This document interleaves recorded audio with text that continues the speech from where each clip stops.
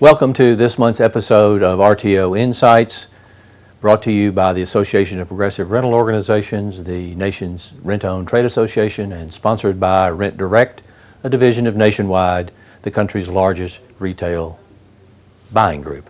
My name is Ed Winn III. I'm the General Counsel for the Trade Association. I want to talk to you today about some resources for learning more about the rent-own transaction and the concept generally. First of all, I want you to go to rtohq.org, which is the website for the National Trade Association, which stands for Rent-Own Headquarters, if you haven't guessed. There you will find latest news, you will find a calendar of events for rent-own dealers around the country. You will find articles that I and others have written about the rent-own industry.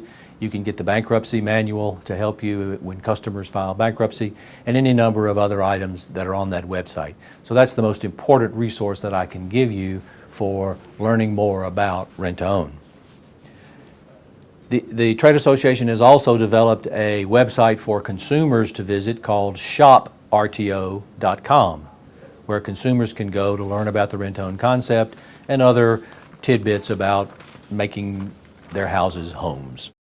Next, there is a research firm that tracks publicly traded companies in the retail sector known as North Coast Research.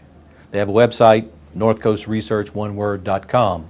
In 2010, they published a very insightful study about the rent-to-own industry, comparing and contrasting the Rent-A-Center weekly model with the Aaron's monthly model. And if you want to learn more about the differences between those two business models in the rent-to-own sector, I would invite you to get a hold of that study. There's another website called LinkedIn, linked-in.com, which is a business-to-business website. They have a sub-site on LinkedIn called Rent-to-Own Professionals. There are probably 200 rent-to-own dealers, employees that frequently ask questions on that website and get answers from their colleagues. There have been, since 2004, industry surveys conducted by the Trade Association of rent-own customers and non-customers. We have conducted telephone surveys and have had focus groups of both of those classes of groups of people, rent-to-own customers and non-customers. That information is available to APRO members, and if you need to get a hold of that information to know more about how your customers think and act and feel, then you need to join APRO, and we can make all of those surveys available for you from 2004 on.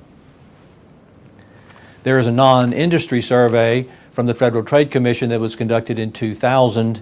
That's available publicly if you just go to ftc.gov and then search for rent-to-own. You can get a copy of that survey. There is a wealth of information available from the publicly traded companies because, after all, they are public and they've got to share their information with the public so that the public can decide whether or not to invest in the companies. Every quarter they are having to publish their 10Qs and their 10Ks and tell everybody how the business is and what they think the business is going to be doing in the future. And that kind of information is invaluable if you're trying to make a business plan for your companies. There are some positive articles that delve into the whys and the wherefores of the rent-to-own transaction and explain it more accurately than does the critical consumer press. All of those articles are cataloged on the APRO website at Legislative Resources. There are at least 10 of them. A couple that I want to mention. One is called Rent-to-Own Agreements, Customer Characteristics and Contract Outcomes by Anderson and Jagia, that was published in 2008. Once again, it's on the APRO website. There's another written by Mr. Hawkins, who's a law professor at the University of Houston, called Renting the Good Life, which gives a very accurate and favorable portrayal of the rent-to-own transaction in American life. That article was published in 2007 in a law review article.